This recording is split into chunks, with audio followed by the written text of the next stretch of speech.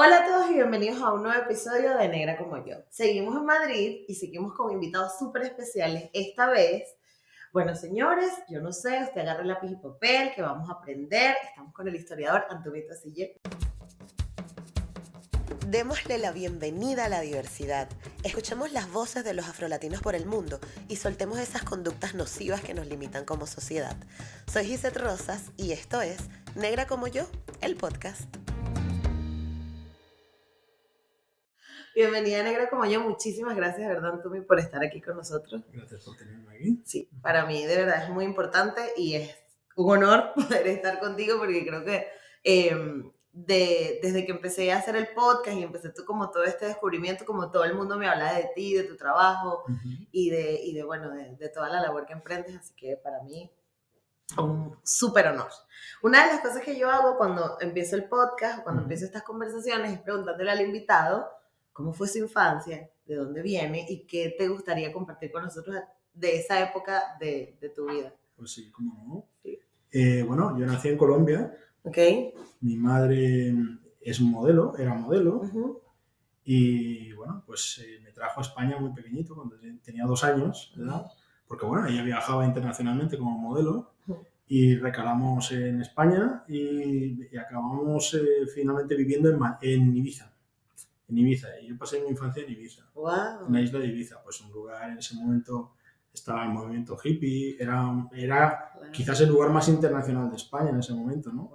Estoy hablando de, bueno, no voy a decir exactamente, pero de principios de los años 70, principios, muy principios. Y allí me crié en Ibiza, en un ambiente interesante, rodeado de artistas, poetas, no sé, gente con inquietudes. Vale. Y ya digo, muy internacional, ¿eh? Teníamos amigos de Estados Unidos, de Francia, de aquí, de allá. En fin, fue una infancia muy interesante, muy interesante. ¡Qué cool! Sí, estuvo muy bien. Sí. Y bueno, mi madre pues siempre se dedicó a la moda. Okay. Tuvo tiendas de moda allí en Ibiza y también en otros sitios fuera de Ibiza. Y bueno, cuando sabes que en Ibiza pues no hay universidad o hay muy poco, bueno, hay 2 facultades solamente, y cuando me llegó pues el momento de estudiar pues salí. Antes había salí yo, pues antes hemos hablado de baloncesto. Sí. Pues bueno, como tengo una cierta altura, pues me interesó, me gustó el baloncesto y estuve por Barcelona jugando, no en el Barcelona, pero por Barcelona jugando. Pero bueno, como tuve una lesión bastante grave, tuve que dejar el baloncesto y nada, me concentré en los estudios. Cuando acabé la secundaria, pues me fui a Palma de Mallorca a estudiar y bueno, hice la carrera. Pasé primero por Barcelona, pero luego finalmente acabé en Palma de Mallorca. Hice la carrera ahí de historia. Estudié historia en la Universidad de las Islas Baleares. Bueno, eso ya no es la infancia, ¿no? Quizás no, de la infancia... Saltaste. He saltado muy rápido. Bueno, de la infancia yo siempre destaco más o menos lo mismo, ¿no? Desde el principio tuve inquietud por la historia, por el pasado. Siempre me interesó el pasado. He contado esta anécdota otras veces, pero para mí ha sido muy significativa, ¿no? Cuando era pequeño, cuando tenía unos 12 años, un compañero de clase me trajo una lucerna de una excavación arqueológica, que es como una lamparita de aceite, y era cartaginesa. Y no sé, que se me pusieron los pelos de punta, ¿sabes? Viendo eso, pensando, este objeto tiene 2.400 años de antigüedad y alguien lo utilizó para alumbrar sus noches, ¿no? Y además esa persona es de origen africano, porque los cartagineses, bueno, no los venden o no los cuentan como semitas, como originarios del Levante, ¿no? Del Líbano, de estas zonas, ¿no? Pero en realidad, pues los cartagineses son una mezcla de pueblos con un componente africano muy importante. Muy importante. No sé, eso me llamó la atención. A partir de ahí, pues empecé a indagar, a interesarme. Ya con 12 años de edad me regalaron un libro de historia general de África, de José Luis Cortés López, que es un historiador español, y a partir de ahí pues, empecé a interesar por la historia de África, etc. Wow, o sea, fue a bien temprana edad. Sí, muy temprana edad, sí. Pero claro, me imagino que habrán sucedido cosas que resonaron contigo, ¿no? De esa historia. Sí, claro, bueno, el racismo pues está ahí. Por más que te he contado pues, que yo me crié en un sitio bastante amable, bastante agradable, pues hombre, el racismo está en todas partes, es estructural, ya lo sabemos. Y he tenido, a lo largo de mi infancia, pues he sufrido incidentes racistas, ¿no? Y quieras que no, pues eso te tiene que conformar el carácter de una forma o de otra, ¿no? Claro. Afortunadamente, pues en mi familia había bastante orgullo por nuestros orígenes, por quiénes somos, etcétera. Mi madre también es escritora, es poetisa. Mi abuela era directora de un colegio en Colombia. Okay. Pues una de las primeras mujeres afro en Bogotá en ser directora de colegio. Importantísimo. Ellos venían de Chocó, de la zona de Chocó. ¿No? Y bueno, que la zona de Chocó, pues como sabemos, es 95% afro, 95% de origen africano, ¿no? Total.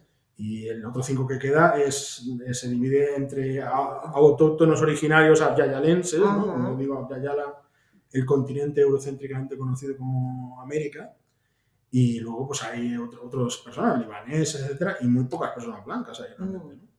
Entonces es un trozo de África, ¿no? Sí. Todo eso me lo transmitieron, ¿no? Ese orgullo por nuestras raíces y todo eso, pues la familia pues me lo transmitiendo. Entonces, bueno, yo tenía esa ventaja, ¿no? Porque sé que hay otras chicas y chicos que están más perdidos en este asunto, ¿no? Muchísimo. Están más perdidos, están más solos, ¿no? Sí. Y tienen que enfrentar situaciones complejas, muchas veces sin mucho apoyo.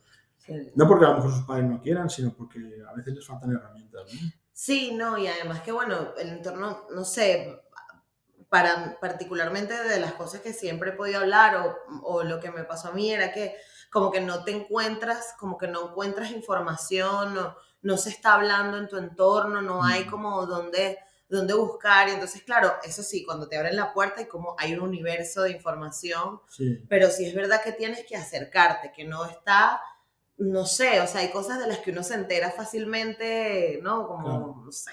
Sí, la historia grecorromana, ¿sabes? Te llega y está en todas partes y todo el mundo habla de eso y se interesa y hay un interés, una comunicación, una narrativa, pero de la historia negra no. Ni en medios de comunicación, ni en la escuela, ni normalmente en las familias tampoco, ¿no? Exactamente. Pero yo tuve la fortuna de que sí. De que sí. Aparte de que a mí me interesaba. Exacto. A mí me gustó leer desde pequeño, era un poco eso que se llama hoy en día friki. Exacto. Y no era de los que estaban ahí callejeando y eso, sino que me gustaba ir a la biblioteca, leer, y me interesaba mucho. Siempre me interesó pues Egipto, etcétera, ¿no? Entonces, bueno, pronto empecé a descubrir pues toda la falsificación que hay en torno a la historia, ¿no? Y de cómo nos han vendido de otra forma, cómo nos han engañado con la historia africana, cómo nos han salvajizado, cómo nos han infantilizado, cómo nos han brutalizado, ¿no? Entonces, todo ese tipo de imágenes distorsionadas acerca de nuestros pueblos y de nuestras sociedades, pues yo ya desde muy pequeño ya conocía el engaño, ¿no? Lo cual me causó muchísimas polémicas con los profesores.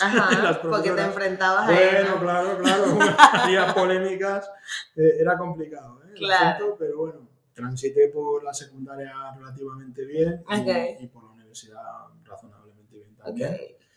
Y nada, después de eso, pues quise hacer el doctorado en Relaciones Internacionales y Estudios Africanos, en la Autónoma.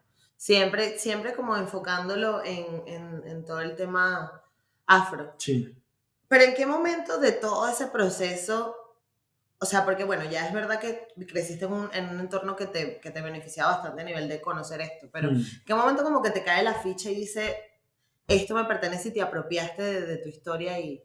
Pues yo creo que esa edad que te comento, en torno a los 12 años de edad, ese es el momento en que uno empieza a ser consciente de que corpóreamente es visto como una categoría de ser humano específica y que esa categoría de ser humano, llámese negra, afro, etcétera, esa categoría de ser humano, pues la sociedad mayoritaria blanca ha decidido que es inferior, que etcétera, etcétera. Hay una serie de estereotipos, ¿no? Entonces, a partir de esa edad empiezas a tomar conciencia. Claro. Pero es una edad relativamente temprana también, ¿no? En mi caso sí. Pero bueno, yo creo que esa es la edad en la que la mayoría de las crisis que van en esta línea van por ahí. Sí, también. En los inicios de la adolescencia. Sí, total. En los inicios de la adolescencia. Claro. Entonces es ahí cuando, bueno, antes había recibido algún insulto, etcétera, pero no lo ves en una perspectiva de pueblo. Claro. Lo ves en una perspectiva individual, ¿no? Exactamente. Y luego también, pues yo era el único niño negro o afro en el colegio siempre, ¿no? Entonces, bueno, pues era difícil relacionarlo con otras personas este asunto, ¿no? Exacto. Pero bueno, ya te digo que a partir de que empecé a indagar, en torno a los 12 años de edad, fue que abrí los ojos, ¿no? Claro, total. Que abrí los ojos, pero bien. Entonces haces todos tus estudios y ¿conscientemente buscaste dedicarte al activismo que ahora haces o fue como... A mí el activismo, A mí en realidad lo que me interesa es la historia. A mí el Ujú. activismo, sinceramente, no me interesa. Ok. Yo no tengo interés en el activismo. Ok. El activismo me viene dado porque tengo un sentido de la justicia y veo injusticias y creo que puedo aplicar mis conocimientos a la lucha contra esas injusticias, ¿no? Pero no es que yo tenga un interés específico por el activismo. Ojalá pudiera vivir sin hacer activismo de ningún tipo, pero claro, te vas encontrando situaciones y no puedes callar. No puedes evitarlo. Habrá quien sea más diplomático y calle, ¿no? Y pueda sortear esas situaciones, pero yo voy viendo esas situaciones, me soliviantan, entonces tengo que participar, ¿no? Cuando pues yo veo, no sé, cómo se trata a las migrantes y los migrantes en España, particularmente si son de origen africano, ¿no? Si vienen por la frontera africana, ¿no? Sí. Y cuando yo veo todas esas cosas, ¿no? Pues me hierve la sangre, ¿no? Sí, no, claro. Y entonces me siento compelido a hacer algo, ¿no? Necesito hacer algo al respecto, ¿no? Entonces ese activismo empezó quizás en la Universidad de las Islas Baleares, cuando en torno al año 2003 es cuando ya más seriamente, aunque antes ya había hecho yo cosas, participar en manifestaciones, también tengo una vena poética. Sí, importante. La poesía pues tenía una vertiente activista también, la poesía que yo hacía en Ibiza, pero en la Universidad de Baleares es cuando pues organizó la primera asociación, la Asociación de Estudios Africanos y Panafricanismo. Y eso vamos a llamarlo activismo quizás académico, ¿no? Queríamos incidir en lo académico. Dentro de la academia. Que se hablase más de África, que se hablase más de África desde la perspectiva africana. Súper Muy importante, porque se habla de África, pues sí, a veces se habla, pero se habla de África pues del ONGismo, exacto. Desde una perspectiva de superioridad moral y ese tipo de cosas, ¿no? Entonces, que eso en ese enfoque pues nunca me ha interesado, ¿no? Y entonces, bueno, pues ahí empezamos, pero claro, luego vimos que había incidentes racistas, que había problemas, que había gente que la policía la agredía, que había personas que habían sufrido situaciones, y entonces, pues, bueno, empecé a involucrar, ¿no? Claro. Mi mujer mi esposa es de Guinea Ecuatorial, y pues ella también es muy aguerrida en este sentido, ¿no? Y entonces, dentro de la asociación, pues ella como que llevaba la vertiente más de asistencialismo a víctimas del racismo, etc. Y yo llevaba la vertiente más de organizar cursos, conferencias, charlas, claro, ese tipo de cosas, todo ¿no? eso. Y entonces ahí empezó todo eso. Luego pues ya me fui involucrando en diferentes cosas, pero no sé si estoy avanzando mucho en la historia. Sí, pero...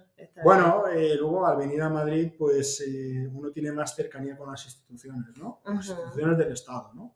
Entonces, pues ya participamos en campañas. Bueno, primero quizás quiero resaltar el segundo Congreso Panafricano. Yo fui el organizador, digamos, el presidente del comité científico del segundo Congreso Panafricano, no el organizador principal, que se organizó en la Universidad Nacional de Educación a Distancia, la UNED. Y allí, bueno, yo creo que ha sido el evento hasta hoy afro congresual más importante que ha habido en España, ¿no? Wow. Y entonces allí vinieron, aparte también vinieron personas de Europa, de Estados Unidos, etc. Y ahí se tomaron una serie de decisiones. Entonces, con esas decisiones, ¿qué íbamos a hacer con esas decisiones? Bueno, teníamos una serie de decisiones de un congreso que hablaba pues, de lo que había que atacar en lo que refería al racismo, la reivindicación de las comunidades afro, y empezamos a pensar que eso habría que llevarlo al Parlamento. Wow. Entonces, por primera vez en la historia de este país, o por lo menos, no, a mí no me gusta mucho eso de por primera vez, porque como historiador siempre puede salir alguien y decir, no, acabamos de encontrar efectivamente tal objeto que desmiente lo que has dicho. Entonces, es cierto que el activismo afro en España es muy antiguo. Muy antiguo. Desde el siglo XVII, que por lo menos hay activismo afro en España, ¿eh? Con conciencia de colectividad afro, luchando contra un sistema que pretende oprimir, que pretende borrar el legado histórico, etc. Empezó con la expulsión de los moriscos hispano-amazighs, que eran de origen norteafricano y visiblemente africanos, afros. Y empezó ahí, y luego hubo un activismo también en el siglo XIX antiesclavista, muy importante, en torno a las Cortes de Cádiz. Entonces esos activismos han estado ahí. Y en el Parlamento pues se ha hablado de la comunidad afro en el siglo XIX, siglo XVII y XVI, ¿no? Se ha hablado de esta, bueno, en esos siglos anteriores no había parlamentos, ¿no? Pero en las instituciones políticas, ¿no? Exacto. ¿no? Se ha hablado. Pero bueno, vamos a O decir sea, se hubo un espacio buscado por estos colectivos que intentaban como visibilizar, pero claro, me sí, imagino que pues el mismo poder como que lo efectivamente, arropaba un pero esos poco. colectivos se organizaban Ujú. en agrupaciones similares a las asociaciones actuales Actual, ok. y luchaban por sus derechos y enviaban cartas a los poderes públicos para Wow. exigir derechos. Eso ya pasaba a principios del siglo XIX. A Sí. principios del siglo XIX. A mediados del siglo XVIII tenemos figuras como Antonio María Machuca, es una persona que está exigiendo que los afros puedan comerciar, Wow. que no podían comerciar porque había la barrera de los estatutos de limpieza de sangre, lo que se llamaba la limpieza de sangre, que bueno, si hay tiempo pues lo hablamos, ¿no? Pero bueno, toda esta digresión viene a colación de que, bueno, nosotros entramos en las instituciones, en el Parlamento, con una proposición no de ley Ok. de reconocimiento de la comunidad negra, africana, afrodescendiente. Todas las designaciones me parecen bien, ¿eh? No, Sí. yo no entro en peleas en esto, ¿no? Quiero decir que cuanto más amplio el marco, mejor, ¿no? Exacto, exacto. Entonces introdujimos todas estas reivindicaciones que venían de este congreso y de procesos muy anteriores, como ya te estoy narrando, ¿no? Y bueno, pues se consiguió un cierto consenso en los partidos políticos que aceptaron esta proposición no de ley. Pero claro, una proposición no de ley es como la antesala de una ley, pero no es una ley. No tiene obligado cumplimiento, Claro, etcétera, ¿no? Y claro, el objetivo era que posteriormente que se hubiese convirtiera. una ley, que Okay. todavía no la tenemos. Ha habido otras proposiciones no de ley después de esta, y bueno, ahí y sigue sin... Sí. Ahí lo más importante quizás es que se reconoce la existencia de una comunidad afro no como una comunidad de inmigrantes solamente, que también, sino como una comunidad con notorio arraigo histórico en el país. Claro. Es decir, que se reconoce que aquí siempre ha habido comunidad afro. Esto es muy importante, porque la imagen de los medios de comunicación, etcétera, es que, bueno, llegamos antes de ayer y ya lo queremos todo, ¿no? Es la típica frase. Y en eso te atajo ahí porque hay algo que a mí me genera mucha curiosidad, que bueno, me tocó como investigar posteriormente con el podcast, pero sobre todo a los latinoamericanos, ¿no? Nos dijeron, y llegó Colón, 2 puntos, sí. Y comenzó tu historia, ¿no? Pero antes de esto, ¿qué era de África? ¿Qué había ahí? Vamos a ver, hay un hueso que se ha encontrado en una zona que se llama Isango, en el Congo. Ese hueso tiene 22.000 años de antigüedad y tiene muescas matemáticas, tiene inscripciones. El hueso tiene una serie de muescas que son operaciones matemáticas en torno al número pi. ¡Hostia! ¿De acuerdo? Y tiene 22.000 años de antigüedad. Wow. Luego hay otro hueso anterior del Lebombo que también tiene muescas que están analizando e intentando ver qué es. Hay quien cree que también puede ser un calendario lunar y que de hecho fuese una mujer quien lo llevase para llevar los ciclos menstruales. Claro. En fin, te estoy hablando de 22.000 años. Ya hay testimonio escrito de 22.000 años de antigüedad en África. Claro. Ahí empezó todo. La humanidad salió de ahí, eso ya lo sabemos. Sí. No vamos a entrar en discusión sobre eso. Sí. Pero bueno, que como dicen los racistas académicos, por decirlo de alguna manera, bueno, sí, la humanidad salió de allí, pero allí no hizo nada. Sí. No, allí pues están las primeras grandes civilizaciones. Todos los grandes logros del ser humano se originan en el continente africano. Porque siempre se nos habla de Mesopotamia, etcétera, pero todo lo que ocurrió en Mesopotamia, en el río Nilo había pasado antes. Había pasado antes en el río Nilo. Entonces, escritura, agricultura, ganadería, etcétera, arquitectura en piedra, medicina, matemática, geometría, es decir, todos los grandes avances suceden ahí, en el continente africano. Y no se circunscriben solamente al área del Nilo, sino que ese área pues irradia también cultura y civilización por todo el continente, ¿no? Ocurrió de todo, hubo ahí grandes reinos, grandes imperios. Otro mito que hay sobre la historia africana es que, bueno, es una historia oral, sin escrito. No, la oralidad tiene mucha importancia en nuestras culturas, muchísima. Pero hubo escritura, en el continente africano hay bastantes sistemas escriturales. Claro. De hecho, son el origen de otros sistemas escriturales. Exacto. Porque una de las cosas que también se escucha muchísimo y que yo honestamente me cuesta mucho rebatir, porque yo no soy historiadora, yo solo sé lo que voy leyendo por ahí, ¿no? Y las cosas que me voy encontrando. Pero es de que El comercio transatlántico de personas esclavizadas se dio porque, bueno, chicos, llegaron los portugueses y dijeron, ahí había una gente y me dieron unos esclavos, y bueno, ya vamos a empezar esto porque, bueno, pues, ellos mismos entregaron a su gente, ¿no? Pero ¿cómo funcionaba? O sea, ¿cómo una cosa tan horrible, ¿no? Como comerciar con personas, se justifica tan tranquilamente como que, bueno, no, es que ellos mismos dieron a su gente y todo. O sea, bueno, obviamente, pues los europeos, que son los que se han expandido por el mundo y no el resto de pueblos, al menos en los últimos 400 años, pues son los europeos los que se han expandido y son los que han iniciado todo ese tipo de negocios, podríamos llamar sucios, ¿no? Y criminales, ¿no? Pero también hay que saber, uno, el concepto de que todas las personas negras son hermanas es muy reciente en la historia y además ni siquiera hoy en día lo comparte todo el mundo.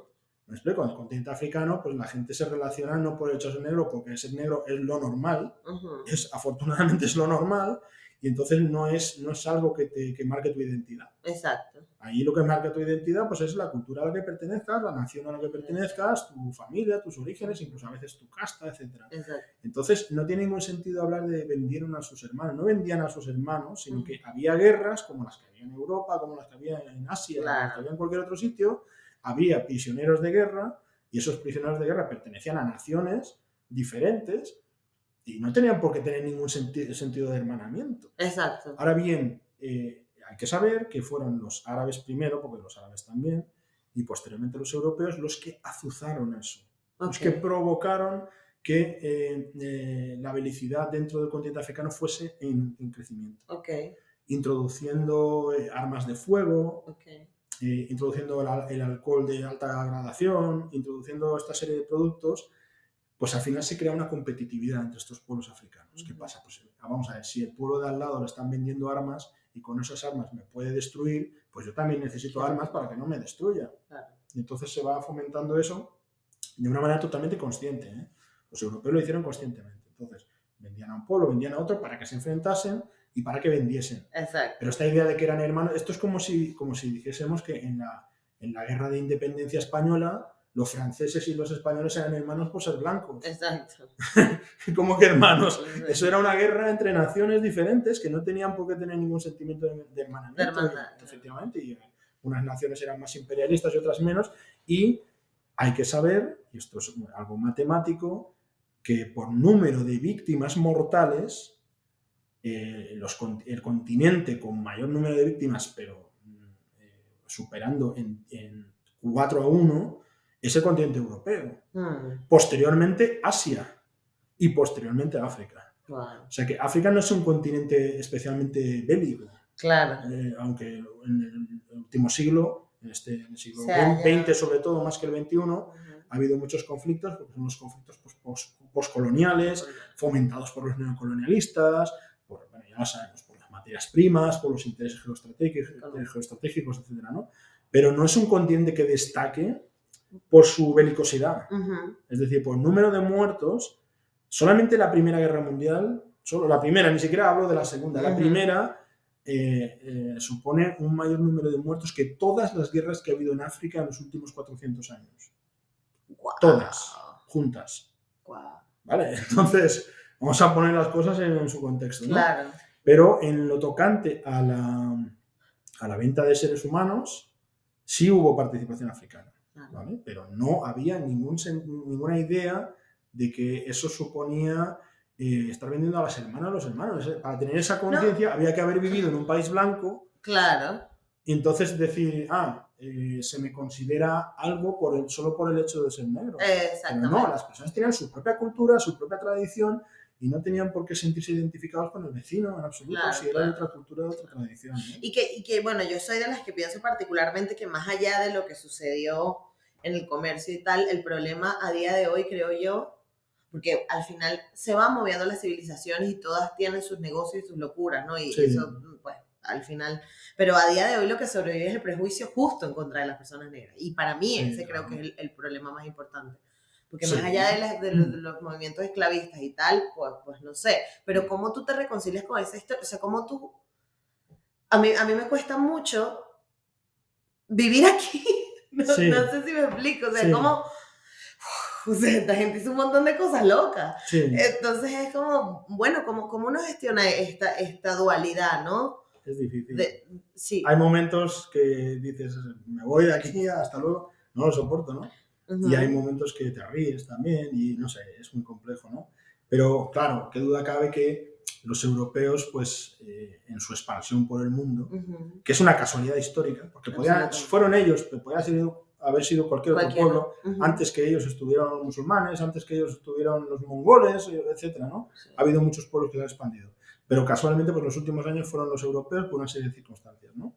Sobre todo el encuentro, el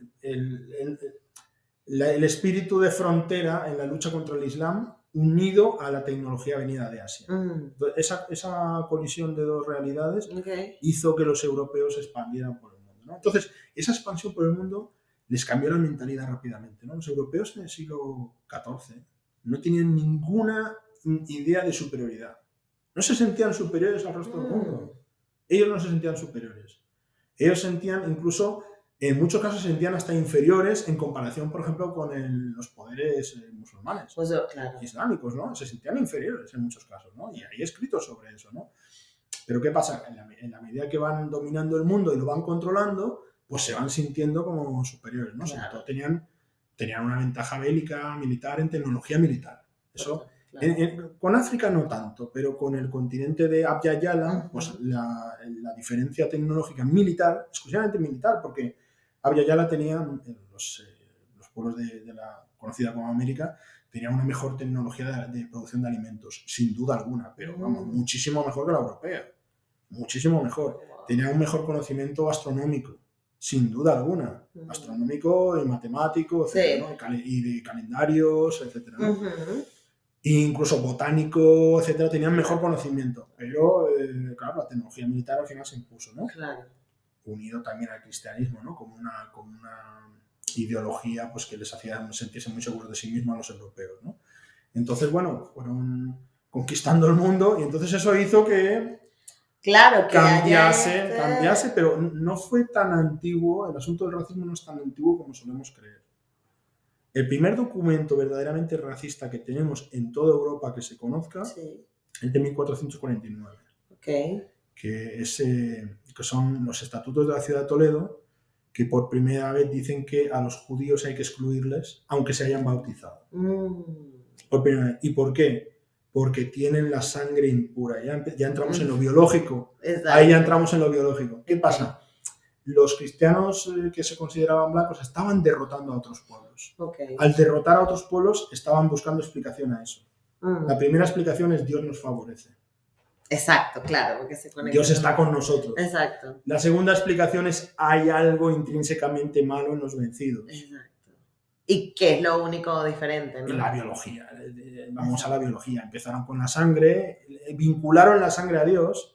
Como que Dios había lanzado una maldición sobre las sangres de otros pueblos, las llamadas malas razas. Es lo que llaman malas razas.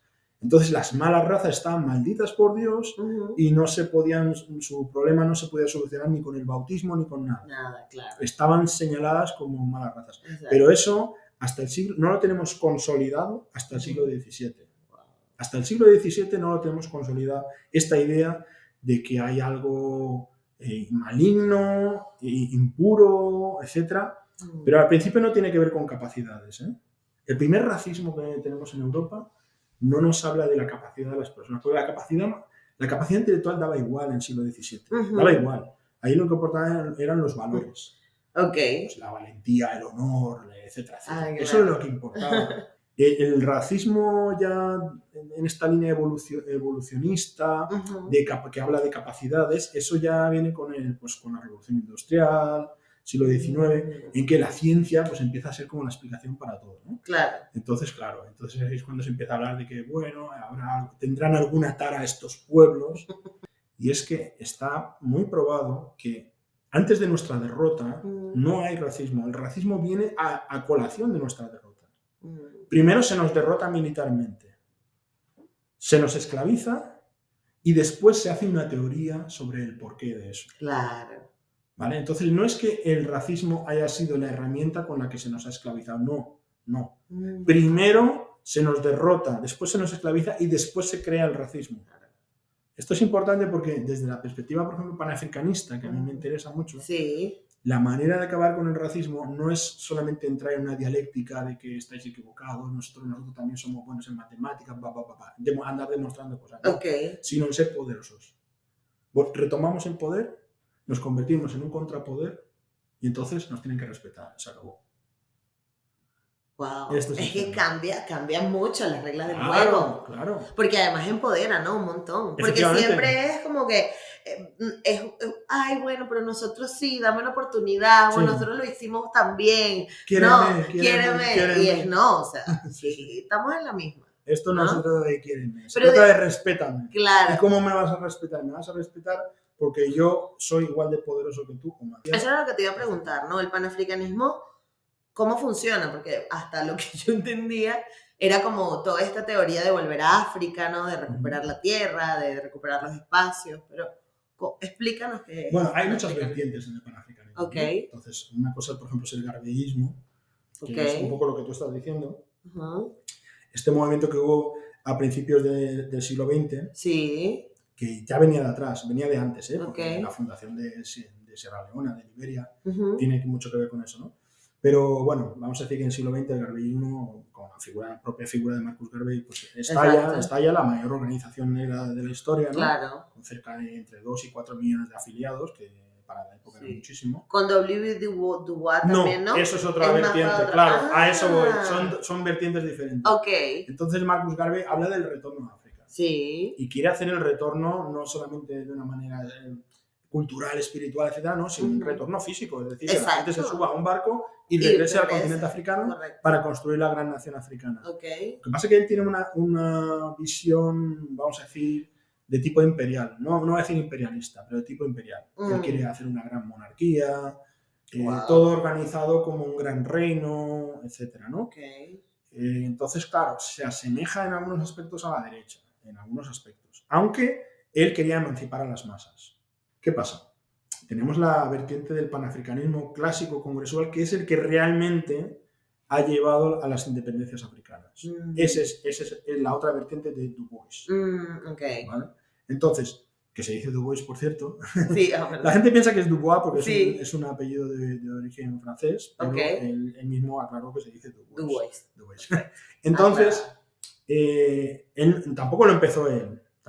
Sí, no, pero... Fue Henry Sylvester Williams, que era un abogado que vivía en Londres, y entonces él organizó una conferencia panafricana. Entonces en esa conferencia fueron pues, representantes de diferentes territorios colonizados y diferentes personas, ¿no? Personalidades, a discutir los problemas de los pueblos negros del mundo y cómo solventarlos, ¿no?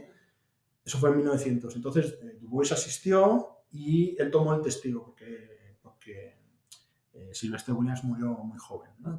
Entonces Du Bois tomó el relevo y hizo una serie de congresos panafricanos. ¿Qué pasa? Esta otra vertiente del panafricanismo es una vertiente más horizontal, más democrática, republicana, muy cercana a la izquierda. Du Bois, de hecho, era prácticamente comunista, aunque se definía más como comunalista, ¿no?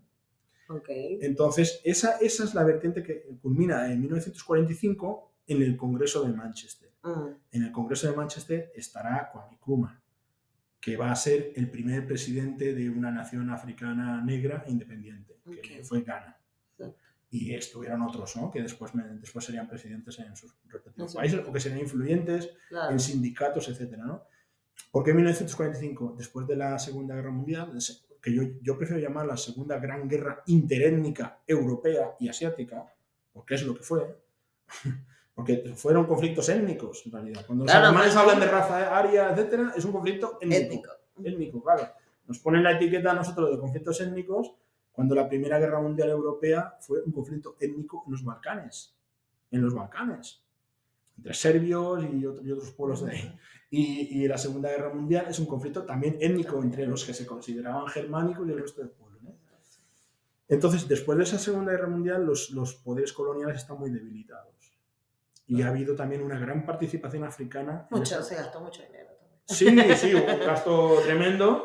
Y aparte hubo una gran participación africana en ese conflicto. Entonces, muchos africanos participaron en la contienda europea, se les cayó el mito de la superioridad blanca, que eso estaba muy asentado en la colonia, y vieron que los europeos se mataban entre ellos y que ellos también podían matar europeos. Entonces eso fue una revolución también en la psique africana, ¿no?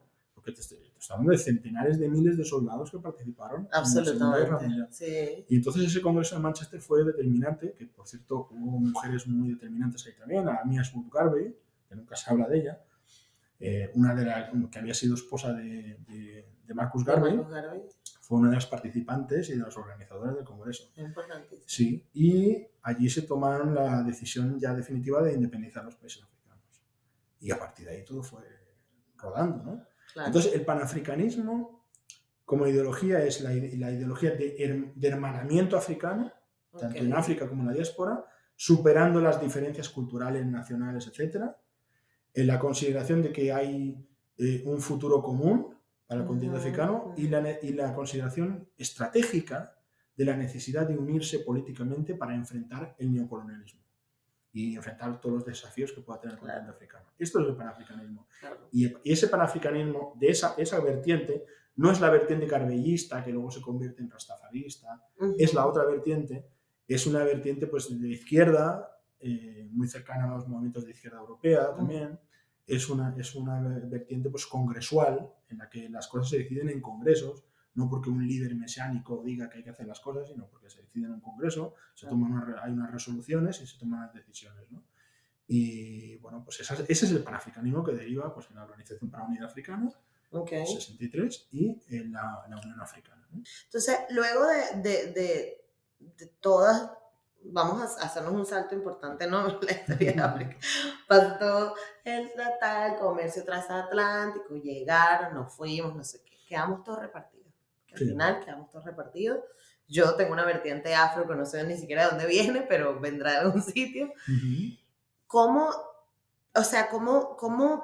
nos conectamos ahora? Porque si es verdad que estamos viviendo, o sea, todas las personas negras en el mundo vivimos el racismo. Todos, de alguna u otra forma, lo hemos vivido. Desde que nos critiquen el pelo, hasta que nos critiquen nuestra forma de ser, o incluso yo me he encontrado que en el pueblo, por ejemplo, de donde es mi familia, es como, que para mí eso no es racismo, pero bueno, nos criticamos entre nosotros, nos jugamos, el más oscuro juega más al otro. Hay como todo este tema. Eso ocurre, sí. Pero ¿tú crees que exista la posibilidad de que nos unamos, o sea, de que sí exista como una unión, o esto ya se queda más como algo más filosófico y bueno, lo que se pueda ir haciendo se hace? No, claro que existe. Yo siento que estamos como muy repartidos. Sí, claro, estamos muy repartidos y viviendo también en entornos culturales diferentes. Distintos, claro. No lo mismo Estados Unidos que, no sé, Argentina, por ejemplo. Claro. ¿No? Entonces hay diferencias importantes, hay diferencias lingüísticas. Además. Muy importante porque eso ha fomentado mucho la fragmentación de los movimientos afro, ¿no? Claro. Es decir, el mundo angloparlante va por unos caminos que el mundo hispanohablante muchas veces no conoce. O lo luso, o lo portugués, ¿no? Exacto. Etcétera, o yo qué sé, o lo francófono. Claro. Son realidades que están fragmentadas, sí. ¿no? Pero el espíritu de unión está ahí, sobre todo entre aquellas personas más conscientes y que más buscan, ¿no? Y las que realmente buscan con afán y con ahínco, saben que del racismo no les va a salvar ni el comunismo, ni el capitalismo, ni ninguna de estas ideologías. Les va a salvar el panafricanismo o nuestra propia conciencia afro. Exacto. Es lo que nos va a salvar del desastre del racismo, del colonialismo, etcétera, ¿no? Entonces, en la medida que esa conciencia crezca y que haya comunicación entre las diferentes comunidades, sí hay posibilidad de unión. Pero claro, obviamente, pues siempre vamos a estar en diferentes países, sobre todo en la diáspora. Claro. Por más que a lo mejor el continente africano se constituya en un solo país, que aspiramos a eso, aspiramos a eso y no lo consideramos en absoluto imposible, porque hay conjuntos geopolíticos con más habitantes y con más complejidad. Sí. La India, por ejemplo, tiene una complejidad cultural, religiosa, histórica increíble y son el mismo número de habitantes que el continente africano. Y es un país, es una nación. Entonces, bueno, lo que nos diferencia quizás es la extensión geográfica, que el continente africano es muy grande, ¿no? Pero bueno, aspiramos a esa unidad y no lo vemos imposible, pero claro, ¿se configura la unidad africana política? Sí, y luego ya pues conseguir que, no sé, que los afros de Colombia y los de Brasil estén unidos políticamente, pues va a ser complejo. Políticamente va a ser complejo. Pero bueno... Y te digo los de Venezuela. Sí, o Venezuela, o Cuba, en todos los países Claro, de Ayala hay afros, en todos. Sí, no, pero lo que quiero decir es que nos constituyamos políticamente en la misma... No, pero lo que sí puede haber es, un sentimiento de pertenencia al continente africano. Puede haber una nacionalidad diaspórica, es decir, el continente africano una vez unido y una vez unido desde premisas conscientes. Claro. Porque puede haber una unidad africana absolutamente tibia que no signifique nada, ¿no? Pero hablamos de una unidad africana con una autoconciencia fuerte, ¿no? Entonces, esa unidad africana puede otorgar el derecho a la nacionalidad a todos los pueblos afro del mundo. Wow. Entonces, se puede tener esa nacionalidad sin necesidad de estar viviendo en el continente africano y tener ciertos derechos respecto a esa nacionalidad, ¿no? Como ocurre con los expatriados de muchos lugares del mundo, ¿no? Claro. Y eso también pues, puede hacer que el continente africano ayude a gestionar las problemáticas de la diáspora, porque también aspiramos a eso, aspiramos que la unidad africana haga que no pueda haber abusos contra los afro fuera de África. Fuera, es que eso es muy importante. Es que lo mismo que una persona, difícilmente en algún país van a abusar de un ciudadano estadounidense, pues tenemos que conseguir que el continente africano sea lo suficientemente fuerte como para que nadie se le ocurra abusar de una ciudadana o de un ciudadano africano fuera del continente africano. Porque van a tener un problema diplomático, un problema económico, un problema grave. Entonces, ese es el tema. Sí, lo que pasa es que también es como... Son muchas conciencias, ¿no?, que tocar. Claro, hay muchos temas ahí. Yo sé que, por ejemplo, en Venezuela pues hay mucha gente que es antiafricana. Yo me consta. Me los he encontrado. Sí, Bueno, en otros muchos países. Yo te digo Venezuela... República Dominicana, etc. ¿no? Hay países que hay más conciencia africana, otros menos, ¿no? Claro. No, pero... y no tanto anti, si yo lo que pienso es que no hay educación al respecto. Más pero, que nada. Pero hay gente anti, ¿eh? Sí, yo me los he encontrado. Bueno. No, esos africanos, no queremos saber nada de ellos, tal. Y hablan de los africanos como si fueran ellos mismos también. Claro. Como si no tuvieran que ver. En Estados Unidos también está eso. Sí. Muchos inmigrantes africanos en Estados Unidos, pues no están bien tratados por todos los miembros de la comunidad afro en Estados Unidos. Se les ve como inmigrantes, como gente de países pobres, y todos los conceptos del eurocentrismo pues están ahí presentes también. Claro. Y entonces, pues, sí es racismo. Cuando tú has dicho, yo no lo llamaría racismo, yo sí lo llamo racismo, es una contaminación del racismo eurocéntrico, del racismo supremacista blanco. Es una contaminación. Sí. Ok, nos quedamos en algo súper interesante, que es de que yo dije que no lo llamaría racismo, pero es por el propio concepto que yo tengo o tenía de racismo, porque a lo mejor me cambias la idea porque tú conoces más, pero yo quiero saber qué es racismo entonces, qué es el racismo. A ver, esto cuando dentro de nuestra propia comunidad una serie de prejuicios suponen barreras para otros miembros de la comunidad, es racismo.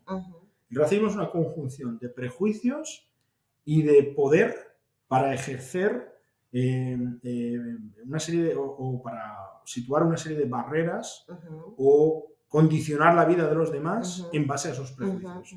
Entonces, cuando se unen estas dos ideas, la existencia de prejuicios con el poder para hacer que esos prejuicios operen sobre la vida de los demás, sobre todo cuando esa persona está sacando provecho de esa situación, tenemos el racismo. Y por eso decimos que es estructural y es sistémico.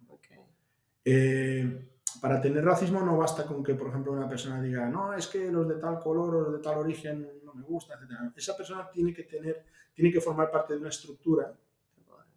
Formando parte de esa estructura de poder, utilizar esos prejuicios para obtener beneficio sobre la vida de esas otras personas.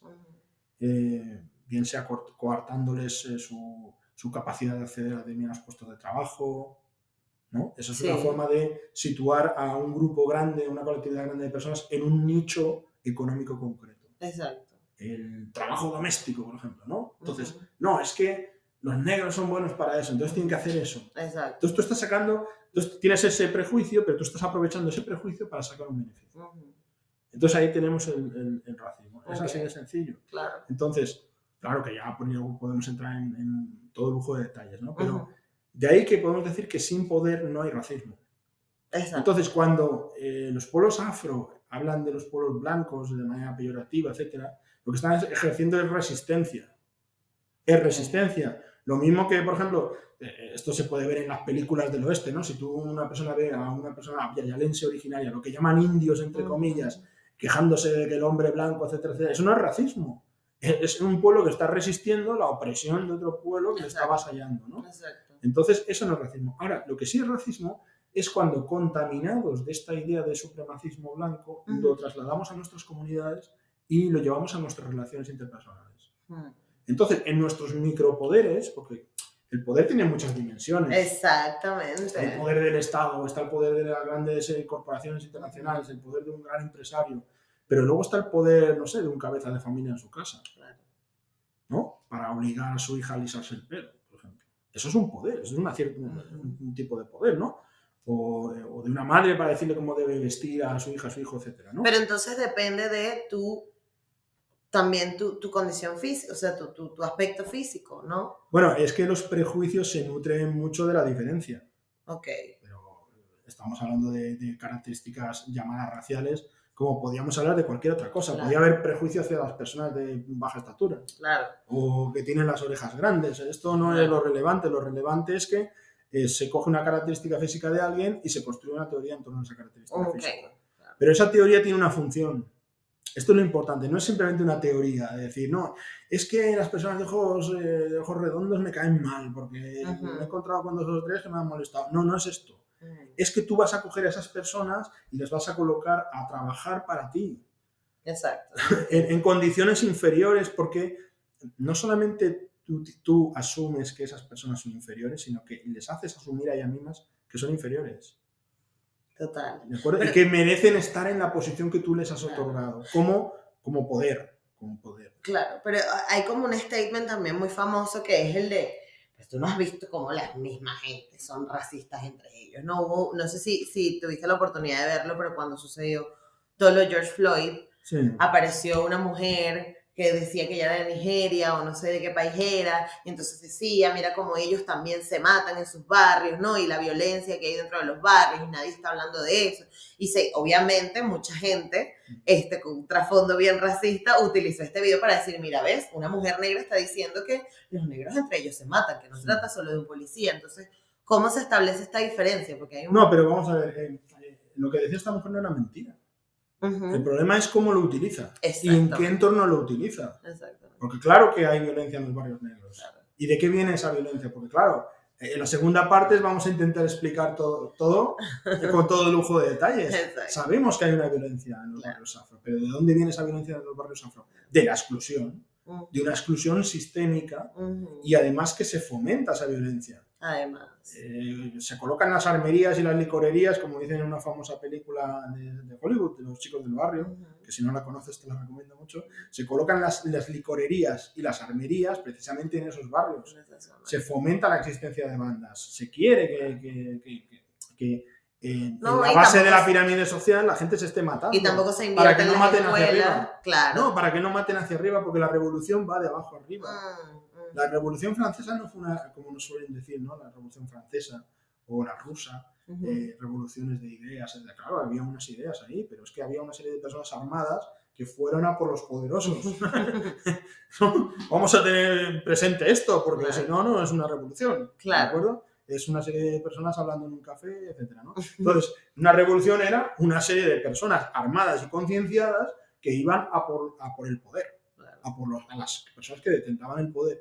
Entonces, eso al poder no le interesa. Entonces, ¿qué le conviene? Le conviene que los que podrían hacer eso estén peleados entre ellos. Entonces, ¿que hay violencia en los barrios afro en Estados Unidos? Claro que la hay. ¿Pero quién la fomenta? ¿Qué sistema la fomenta? ¿Por qué?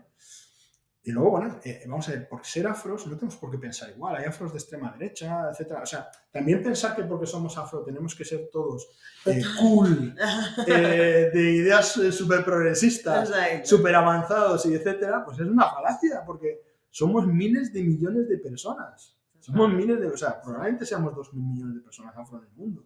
Wow. Probablemente. ¿Me explico? Entonces, o 3.800 millones por lo menos, ¿no? ¿Cómo vas a pensar igual? Claro. Es racista pensar que tenemos que pensar igual. Entonces siempre habrá personas que tendrán pues esas ideas, ¿no? Eso nos lo vamos a encontrar, como nos encontramos acá hay mujeres machistas, Lamentablemente, es que con eso no estoy diciendo que la mujer ha creado el machismo o que los afro hemos creado el racismo. No, claro. Es que nos hemos contaminado de eso. Así es. Entonces, en las comunidades afro nos hemos contaminado de eso también. O sea, como estamos diciendo fuera de cámara, esto pudiéramos estar horas hablando de estos temas, pero me interesaba que aclaráramos eso porque a mí me cuesta mucho, también no tengo tu trayectoria, entonces siempre me dicen que, bueno, pero si los negros son racistas entre ellos mismos, y es como... aburridísimo, ay, aburridísimo. Sí, búscate otra cosa. Sí, aburridísimo. O sea, sustentan el tema. Ustedes las mujeres se pelean entre exacto, ustedes más que nada. También hay hombres que mueren por violencia. Tal. sí, a los hombres también nos pegan, bla. Pero bueno. La peor mentira es la que se sustenta en una realidad y entonces la tergiversa y la coloca en donde no tiene que estar. Porque por el hecho de que haya problemáticas de carácter racial en la comunidad afro, eso no le quita en nada el poder que ha tenido el racismo supremacista blanco en el mundo. No le quita nada. No le quita nada, simplemente es una consecuencia de eso. Es que es lo que siempre digo. Es una consecuencia más de eso. O sea, a mí no me sirve que me justifiques que hay violencia en los barrios cuando los barrios existen porque existía una segregación. O sea, y es una consecuencia del mismo racismo. Es un sistema. Yo tengo una última pregunta, pero que es que me da demasiada curiosidad, y es, habiendo toda esta diáspora y siendo tantos regados, ¿qué nos hace negros? ¿Con qué yo puedo decir soy negro? Bueno, ser negro es un tipo de identidad estética, que luego tiene un componente político, porque la estética y la política están relacionadas. Es una identidad estética, pero es un término que tampoco lo hemos inventado nosotros. Entonces, tiene un cierto aspecto de relatividad. Es un poco relativo. Quiero decir que tú y yo, en la mayoría de países africanos, no somos vistos como negros inicialmente. Inicialmente, cuando digo inicialmente, es que luego tú entras en contacto con la población, hablas, etcétera, y entonces ya sí. Claro. Pero inicialmente somos blancos. De hecho, incluso muchas personas físicamente consideradas negras universalmente, como han crecido y han vivido fuera del continente africano, cuando vuelven al continente africano son los europeos. Exactamente. Son los europeos. Entonces, son conceptos un tanto complejos. Yo prefiero hablar de africanidad, porque eso es más indudable. ¿Qué es la africanidad? El conjunto de saberes, de legados históricos, la historia común que tenemos, que nos vincula al continente africano, todo aquello que a lo largo y ancho del continente africano hace comunes a las culturas africanas que existe. O sea, por mucho que se habla de la diversidad de las culturas africanas, obviamente, es el continente más diverso del planeta Tierra, hay mucha diversidad lingüística de todo tipo, pero hay algunos rasgos comunes a la inmensa mayoría de culturas en el continente africano, ¿no? Ese estar en el mundo, esa preocupación por la comunidad, esa preocupación por los antepasados, esa preocupación por no defraudar a los antepasados, por no defraudar a la comunidad, eso nos caracteriza bastante. Y entonces eso es la africanidad. Entonces, bueno, luego ya la etiqueta negro o negra, yo no la rechazo en absoluto. Claro. Me parece que es una etiqueta política también y que sirve a fines reivindicativos.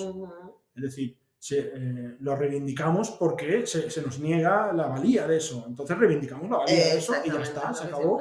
¿Verdad? Es como la etiqueta mujer, pues la etiqueta mujer pues se reivindica porque hay quien la niega, le niega su valor. Entonces, pues se tiene que reivindicar, ¿por qué no? Pero en el largo plazo y a nivel de construcción de comunidad me gusta más la etiqueta afro, que tiene que ver con la africanidad, ¿no? Bueno, Ntumi, de verdad, muchísimas gracias. O sea, pudiéramos estar aquí, estamos todos derretidos así escuchando. O sea, yo porque a mí me encanta la historia y pudiera estar horas. Pero de verdad, muchísimas gracias por tomarte el tiempo de venir, de echarte el viaje, de acompañarnos. Y yo estoy muy agradecida. Me voy a disfrutar esto muchísimo. Sí. Bueno, nada, que si tienes algún sitio donde la gente te pueda contactar o algo. Falta hablar muchísimas cosas de tu carrera, porque también estás como... Bueno, yo soy el presidente del Consejo para la Eliminación de la Discriminación Racial o Étnica. Exactamente, eso es el principal organismo en España en la lucha contra el racismo. Así es. Pero yo creo que también al no haber hablado de esto ha sido muy interesante, fíjate. Sí. Porque no está estamos... Quería no, como no que tenemos por qué sacarte estar de lo que soy siempre en la hacer. vertiente institucional. Así es. Así que muchísimas gracias, el señor presidente de la Comisión Española por la Diversidad, ¿no? ¿Por cómo? Sí. Bueno, es un nombre muy largo, pero sí, quien lo quiera buscar, ¿no?, en internet es CEDRE. Es CEDRE. CEDRE.es. Exactamente. CEDRE.es, que es un consejo que lucha contra el racismo y que agrupa muchas entidades y organismos oficiales. Exactamente. Y bueno, me imagino que tienes, no sé, Instagram, Facebook, estás muy activo. Estoy en redes sociales, entonces mi nombre, pues como soy el único que lo tiene, esa combinación Antumi y Toisillé no la tiene nadie. Que yo sepa. Entonces, con googlearme o ponerme, estoy en Instagram, estoy en Twitter, estoy en Facebook también. Perfecto. Estoy más activo en la vertiente política, vamos a decir, estoy más activo en Twitter. Me gusta. Y la de historiador más en Instagram. Y la familiar más en Facebook. Muy bien. O sea, que se me encuentra fácilmente. Y mis trabajos están en academia.edu. Mis trabajos como historiador, ahí cuelgo la mayoría. Lo que me permiten las editoriales colgar. Exacto. Sí. A ustedes muchas gracias por estar con nosotros. Un episodio más. Gracias por acompañarme en estos episodios de Madrid. Recuerden que estamos en todas partes como Negra como yo, que tenemos un Patreon donde puedes apoyar este proyecto y todo lo que estamos haciendo, y que estamos en todas las plataformas de podcast, y que estamos en YouTube, que comentes, que des like, que te suscribas. Y muchas gracias por acompañarnos. Gracias, Antumi, nuevamente. Y nos vemos en el próximo episodio. Chao.